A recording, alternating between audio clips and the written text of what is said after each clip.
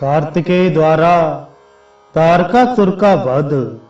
पुलस्त जी कहते हैं, ब्रह्मा, श्री विष्णु, इंद्र और सूर्य आदि समस्त देवताओं ने चंदन, माला, सुंदर धूप, खिलौने, छत्र, चंवर, भूषण और अंगराग आदि के द्वारा कुमार षडानन को सावधानी के साथ विधि पूर्वक सेनापति के पद पर अभिषिक्त किया। भगवान श्री विष्णु ने सब तरह के आयुध प्रदान किए। धनाध्यक्ष कुबेर ने 10 लाख यक्षों की सेना दी। अग्नि ने तेज और वायु ने वाहन अर्पित किए। इस प्रकार देवताओं ने प्रसन्न चित्त से सूर्य के समान तेजस्वी स्कंद को अनंत पदार्थ दिए। तत्पश्चात वे सब पृथ्वी पर घुटने टेक कर बैठ गए और स्तोत्र पढ़कर वरदायक देवता षडानन की स्तुति करने लगे। स्तुति पूर्ण होने के पश्चात कुमार ने कहा, देवताओं, आप लोग शांत होकर बताइए, मैं आपकी कौन सी इच्छा पूरी करूं? यदि आपके मन में चिरकाल से कोई असाध्य कार्य करने की भी इच्छा हो तो कहिए। देवता बोले, कुमार, तारक नाम से प्रसिद्ध एक दैत्यों का राजा है जो संपूर्ण देवकुल का अंत कर रहा है।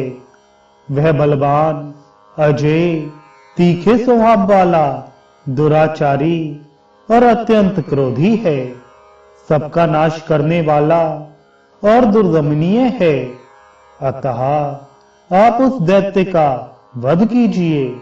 यही एक कार्य शेष रह गया है जो हम लोगों को बहुत ही भयभीत कर रहा है। देवताओं के यूं कहने पर कुमार ने तथास्तु कहकर उनकी आज्ञा स्वीकार की और जगत के लिए कंटक रूप तारकासुर का वध करने के लिए वे देवताओं के पीछे पीछे चले। उस समय समस्त देवता उनकी स्तुति कर रहे थे। तदनंतर कुमार का आश्रय मिल जाने के कारण इंद्र ने दानवराज तारक के पास अपना दूत भेजा। वहां जाकर दूत ने उस भयानक आकृति वाले दैत्य से निर्भयता पूर्वक कहा, तारकासुर, देवराज इंद्र ने तुम्हें यह कहलाया है कि देवता तुमसे युद्ध करने आ रहे हैं। तुम अपनी शक्ति भर प्राण बचाने की चेष्टा करो। यूं कहकर जब दूत चला गया तब दानव ने सोचा, हो ना हो इंद्र को कोई आश्रय अवश्य मिल गया है, अन्यथा वे ऐसी बात नहीं कह सकते थे। इंद्र मुझ पर आक्रमण करने आ रहे हैं। वह सोचने लगा, ऐसा कौन अपूर्व योद्धा होगा जिसे मैंने अब तक प्रयास नहीं किया है। तारकासुर इसी चिंता में व्याकुल हो रहा था। इतने में ही उसे सिद्ध बंदियों के द्वारा गाया जाता हुआ किसी का यशोगान सुनाई पड़ा, जो हृदय को दुखद प्रतीत होता था, जिसके अक्षर कड़वे जान पड़ते थे। बंदीगण कह रहे थे, महासेन, आपकी जय हो। आपके मस्तक की चंचल शिखाएं बड़ी सुंदर दिखाई देती हैं। श्री विग्रह की कांति नूतन एवं निर्मल कमल दल के समान मनोरम जान पड़ती है। आप दैत्य वंश के लिए दुस्सह दावानल के समान हैं।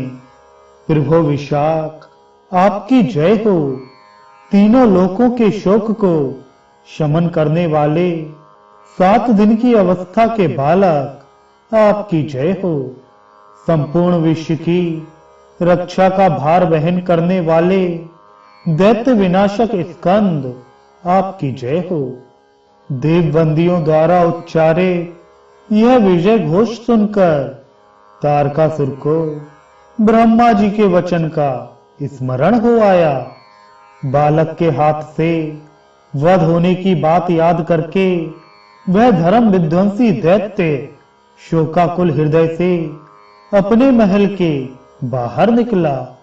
उस समय बहुत से वीर उसके पीछे पीछे चल रहे थे।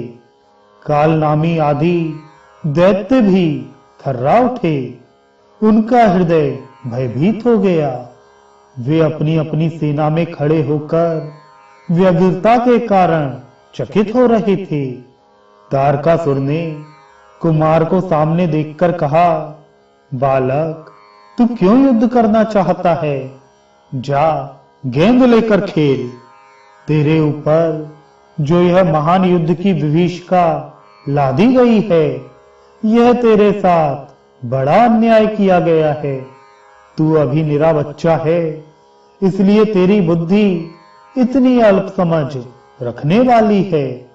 कुमार बोले, तारक सुनो, यहाँ अधिक बुद्धि लेकर शास्त्रार्थ नहीं करना है।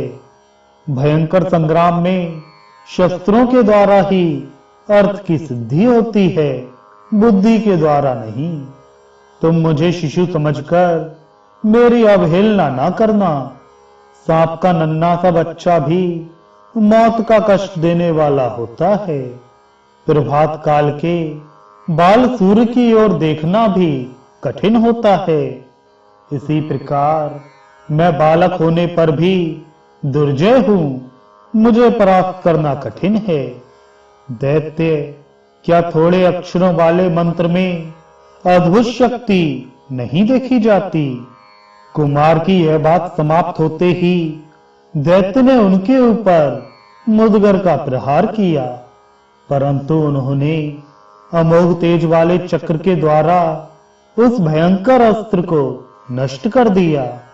तब दैत्यराज ने लोहे का भिंदी पाल चलाया, किंतु कार्तिकेय ने उसको अपने हाथ से पकड़ लिया। इसके बाद उन्होंने भी दैत्य को लक्ष्य करके भयानक आवाज करने वाली गदा चलाई। उसकी चोट खाकर वह पर्वताकार दैत्य तिलमिला उठा।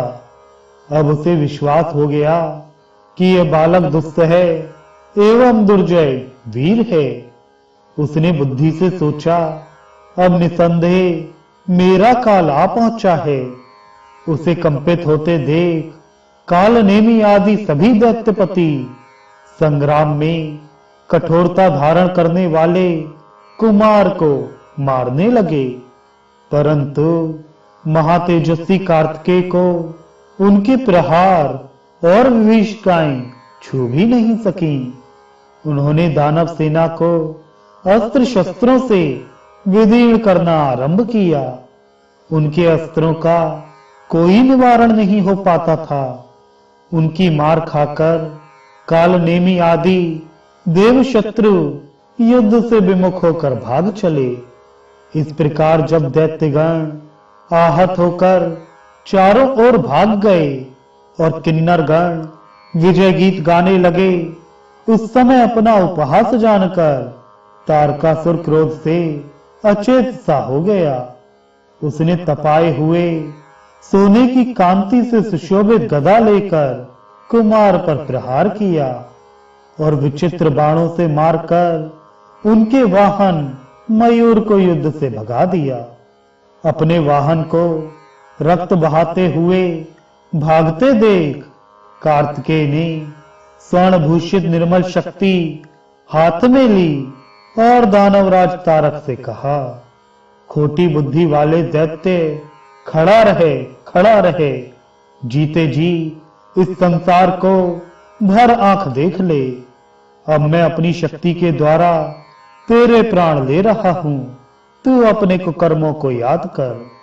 यूं कहकर कुमार ने दैत्य के ऊपर शक्ति का प्रहार किया। कुमार की भुजा से छूटी हुई वह शक्ति केयूर की खनखनाट के साथ चली और दैत्य की छाती में जो वज्र तथा गिरिराज के समान कठोर थी जा लगी। उसने तारकासुर के हृदय को चीर डाला और वह दैत्य निष्प्राण होकर प्रलयकालीन पर्वत के समान धरती पर गिर पड़ा। दानवों के धुरंधर वीर दैत्यराज तारक के मारे जाने पर सबका दुख दूर हो गया। देवता लोग कार्तिकेय जी की स्तुति करते हुए क्रीड़ा में मग्न हो गए। उनके मुख पर मुस्कान छा गई। वे अपनी मानसिक चिंता का परित्याग करके हर्षपूर्वक अपने अपने लोक में चले गए। सबने कार्तिकेय जी को वरदान दिए। देवता बोले, जो परम बुद्धिमान मनुष्य कार्तिकेय जी से संबंध रखने वाली इस कथा को पढ़ेगा, सुनेगा अथवा सुनाएगा, वह यशस्वी होगा, उसकी आयु बढ़ेगी, वह सौभाग्यशाली, श्री संपन्न, कांतिमान, सुंदर, समस्त प्राणियों से निर्भय तथा सब दुखों से मुक्त होगा।